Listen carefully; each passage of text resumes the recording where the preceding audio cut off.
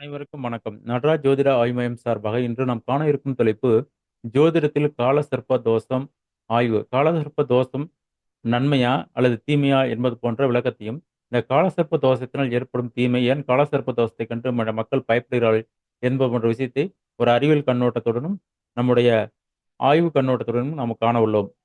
பொதுவாக இந்த காலம் என்ற சொல்லுக்கு அர்த்தம் என்றால், காலம் என்பது இந்த காலச்சக்கரம். இந்த காலச்சக்கரம் என்பது 12 மாதங்களையும், 12 ராசிகளையும் கொண்ட ஒரு மண்டலமாகும். இந்த 12 ராசிகளில் நம்ம இந்திய ஜோதிடத்தில் மொத்தம் 9 கிரகங்களை நாம் பாவித்து ராகு, கேது என்றும், இந்த ராகு, கேது என்பது ஒரு கற்பனை கோளாக கருதினாலும், மற்ற 7 கிரகங்களும் கிரகங்கள் வரிசையிலும், ஆனால் நட்சத்திரங்கள் தொகுப்பு 9 கிரகங்களுக்கும் மொத்தம் ஒவ்வொரு நட்சத்திரத்துக்கும் 3 விதமான நட்சத்திரங்களைக் கொண்டு, மொத்தம் 27 நட்சத்திரங்களையும், ஒரு நட்சத்திரத்திற்கு 4 விதமான பாதங்களைக் கொண்டு,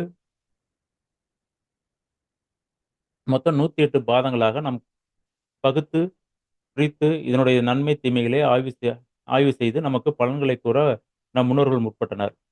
சரி, இப்பொழுது இந்த ராகு, கேது தோஷத்தைக் கண்டு நாம் ஏன் பயப்பட வேண்டும்? இந்த ராகு, கேது தோஷம் என்ன செய்யும்? என்பது போன்ற விளக்கத்தை கொண்டோம். பொதுவாக இந்த ராகு, கேது என்பது பிளானட்ஸில் மற்ற கிரகங்கள் முன்னோக்கி செல்வதாகவும், ராகு, கேது கிரகங்கள் பின்னோக்கி செய்யக்கூடியது. அதாவது ராகு, கேது என்பது நிழல் கிரகம். இதற்கு முன்பாக நீங்க ஒரு கிரக காரத்துவத்தை நீங்கள் தெரிந்து கொள்ள வேண்டும். பொதுவாக கிரகங்கள் வரிசையில் சூரியன் என்பது தந்தை காரகம்.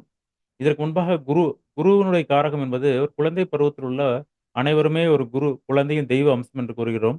அடுத்ததாக அடுத்த ஸ்டேஜ் வரும்போது என்ன பண்ணுவோம்? புதன் விடலை பருவம் என்ற ஒரு ஸ்டேஜை நாம் தொடுகின்றோம். இதில் ஆண், பெண் இருவருமே இருபாலரிடம் சேர்ந்து இருக்கக்கூடியதுதான் புதன். அதுக்கு அடுத்த ஸ்டேஜா வரும்போது, இந்த புதன் என்ற கிரகம் ஒரு வாலிப பருவத்திற்கு அடைந்தவுடன், செவ்வாய், சுக்கிரன் அதாவது ஆண் செவ்வாயாகவும், பெண் சுக்கிரன் அமைப்பாகவும் மாறுகின்றார்.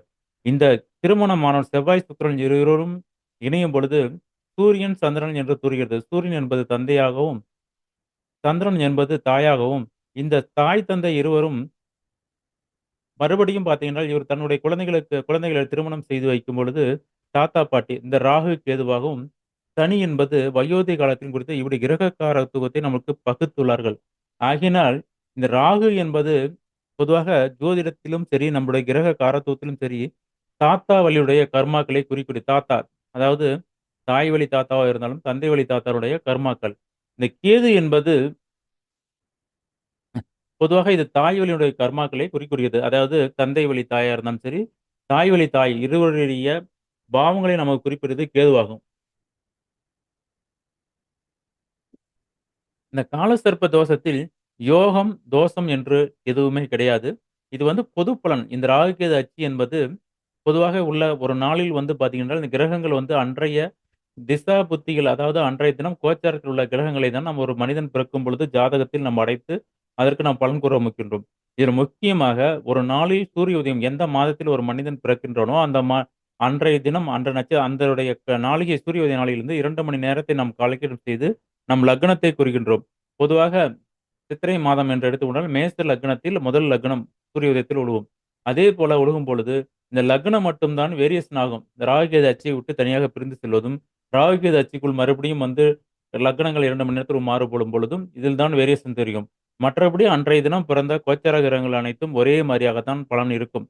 பொதுவாக சந்திரன் அதாவது இந்த சந்திரன் மட்டும் ஒரு நாள் ஒரு நாளில் ஒரு நட்சத்திரத்தை மட்டும் இருக்கும். ஆகையினால் அதற்கு பிறந்த குழந்தைகள் என்பது நாம் ஒரே சூழ்நிலையில் இருக்கிறோம்.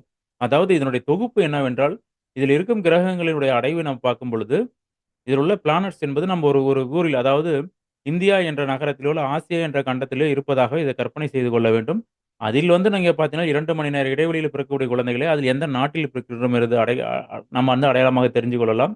அதில் எந்த நட்சத்திரத்தில் இருக்கிறோம் என்பது நாம் அடையாளம் பண்ணும்போது, ஒரு நாட்டில் எந்த மாநிலத்தில் இருக்கிறோம் என்று கணக்கிட வேண்டுமோ, அந்த மாநிலத்தில் அந்த நட்சத்திரத்தை 4 பாதங்களாக நாம் பிரிக்கும் பொழுது, எந்த நகரத்தில் இருக்கிறோம் இவ்வாறு தான் பிரித்து பிரித்து தான் நாம் கூற முடியும். இது பொது பலன்.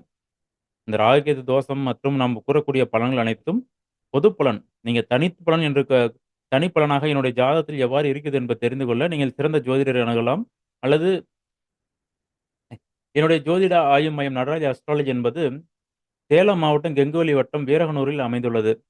இதில் கீழ்க்கண்ட முகவரி அதாவது இதில் இருக்கக்கூடிய தொலைபேசி எண்ணை அழைத்து எங்களுடைய அதாவது எங்களுடைய ஜோதிட மையத்தில் கேபி அஸ்ட்ராலஜி, வேதிக் அஸ்ட்ராலஜி, வாஸ்து, நியூமராலஜி போன்ற குழந்தைகளுக்கு நியூமராலஜி பேர் வைத்தல் போன்ற அனைத்திற்கும் ஒரே இடத்தில் தீர்வு காண என்னுடைய ஜோதிட மையத்தை அணுகுவோம். சரி, இப்பொழுது ஜோதிடத்தில் லக்னம் என்பது ஒரு மனிதனுடைய உயிர், எண்ணம், சிந்தனை, செயலை குறிக்கூடியது. சந்திரன் என்பது உடல். அவ்வாறு இருக்க, இந்த லக்னம் மட்டும் விடுபட்டு மற்ற கிரகங்கள் ராகு, கேது அச்சுக்குள் அடைபடும் பொழுது எந்த விதமான பலன்களை தரும்?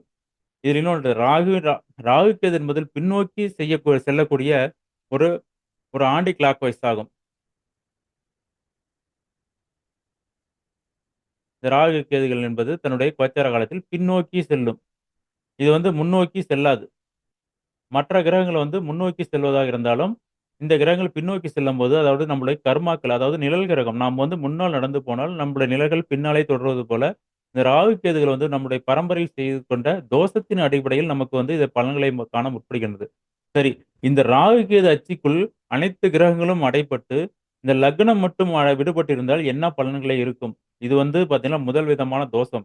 அப்பொழுது இதனுடைய அர்த்தம் என்றால், இந்த ராகு, கேதுகள் அச்சுக்குள்ள அனைத்து கிரகங்களும் அடைப்பட்டு லக்னம் மட்டும் தனித்து விடப்படும் பொழுது, இவருடைய லக்னம், இவருடைய ஆசை, தனிமனித வாழ்க்கை எல்லாமே தனித்துவமா இருக்கும்.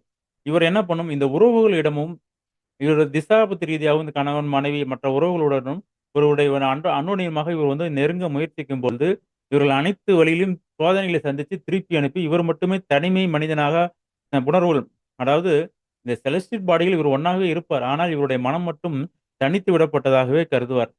இதுதான் இந்த தோஷம். கேதுவை நோக்கி இந்த கிரகங்கள் நகரும் பொழுது தாய் வழி பாட்டி தோஷங்கள் என்பது நம்முடைய பின்னோக்கி பின்னோக்கி இருந்தாலுமே அது நம்முடைய ஃபார்வர்டா தான் இருக்கும். நம்ம இதில் இன்னொரு விஷயத்தை நாம தெரிந்து கொண்டாலுமே, நம்முடைய கர்மாக்கள் என்பது நம்ம பின்தொடரும். நீங்க இந்த இந்த ஜாதியில் ஜோதிடம் பொய், மற்ற விஷயங்கள் பொய் என்றால், நாம் கடந்த காலத்தில் செய்த தவறு தான் இப்போது வெப்பநிலை உயர்வாக நாம் அடைகின்றோம். ஆகையினால் எதுவுமே உண்மை, பொய் என்பது இந்த காலத்திற்கும், பழைய காலத்திலும் நாம் செய்யக்கூடிய வினையின் செயலை நாம் அனுமதித்தான் ஆக வேண்டும். ஆகையினால் தோஷங்கள் வரிசையில் இதில் தோஷம் எது? நன்மை எது? என்பதை தெரிந்து கொண்டால் தான் நம்ம வாழ்க்கை முன்னேற வேண்டும். ஒருவருக்கு லக்னம் விடுபட்டு மற்ற கிரகங்கள் இதுக்குள்ள இருந்தால் இவருடைய வாழ்க்கை தனிமை. அதனால நீ கவலைப்பட வேண்டாம். என்னுடைய கடவுள் எனக்கு கொடுத்த பிராப்தம் இதுதான் என்று செய்து கொண்டு இவருடைய வாழ்க்கை சீர்தூக்க வேண்டும். சரி. இதில் லக்னத்தை விடுபட்டு ஒரு சில கிரகங்கள் இந்த பக்கம் பொதுவாக இந்த சந்திரனும் லக்னத்து கூடயே இருந்து மற்ற கிரகங்கள் இந்த பக்கம் இருக்கக்கூடிய அமைப்பு ஒரு அலையில் இருக்குமானால் என்ன பண்ணும்? இவருடைய சிந்தனை, உடல் அமைப்பு எல்லாமே ஒரு பக்கம் இருக்கும். இவருடைய சிந்தனை, செயல் எல்லாமே இவருடைய வேரியேஷனாக போயிட்டு கொண்டிருப்பார். இவருடைய சிந்தனை, செயல் என்பது சமுதாயம் சார்ந்த விஷயத்திலும், மற்ற விஷயத்திலும் இவர் பிரிபட்ட மனிதராகவே தோன்றுவார். இதுதான் செயலா ஒழிய, இதில் நீ பிரித்திருந்தால் இப்படி இருப்பாய், அப்படி இருப்பாய் என்று கூறுவது தவறு.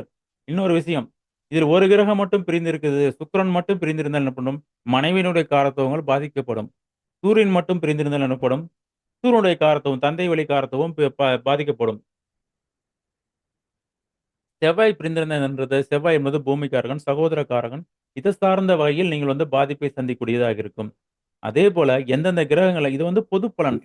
இது நம்ம ஜோதிடத்தில் நம்ம லக்னம் என்று போடும்பொழுது எந்தெந்த பாவ கிரகங்கள், எந்த பாவத்துக்குரிய பிளானட்ஸ் அச்சை விட்டு தனித்து இருக்கின்றதோ, அதன் வழியினால நன்மை, தீமைகளை நீங்க அடையத்தான் செய்ய வேண்டும்.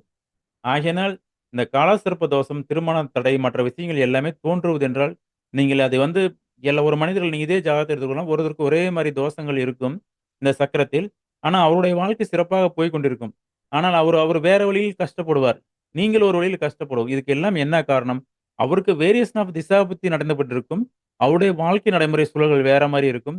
ஆகையினால் தான் ஒரு நிமிடத்திலே பிறந்த 2 குழந்தைகளுக்கும் ஒரே விதமான ஜாதக அமைப்பில் இருந்தாலும், அவருடைய ஜாதகத்தினுடைய திசாபுத்தி வாயிலாக மாறுபடும் பொழுது, சூழ்நிலை மாறுபட்டிருக்கும். அதுதான் கர்மா. அந்த கர்மாவை தெரிந்து கொள்ள தான் நம் ஜோதிட வாயிலாக நாம் முற்படுகின்றோம்.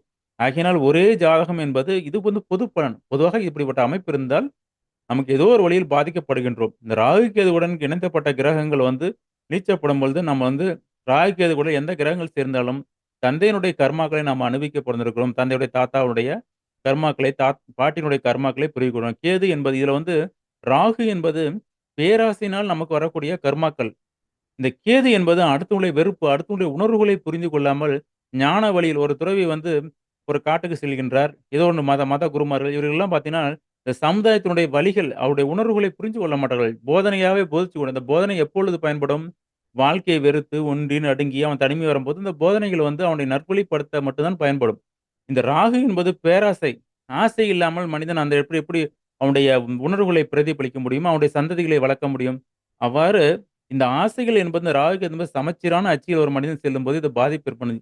இதில் எது உயர்வாக சேர்கிறதோ அதுதான் கிரகத்தின் வாயிலாக நமக்கு எந்தெந்த கிரகங்கள் வந்து ராகுவோட சேர்ந்திருக்கும்போது, அதன் காரத்துவமான வழிகளில் நம்ம தடைகளை அனுபவிக்கின்றோம். இந்த ஒரு விஷயத்தை கூறுகிறார்கள். ராகுவை நோக்கி செல்லக்கூடிய கிரகங்கள் அனைத்துமே ஒரு விதமான பலன்களை நன்மை பயன்களும் அப்படியெல்லாம் கிடையாது. எந்த கிரகத்தை ராகுவினால் போகும்போது பேராசையினால் நம்ம பட்டக்கூடிய துன்பத்தை அடையப் போகின்றோம்.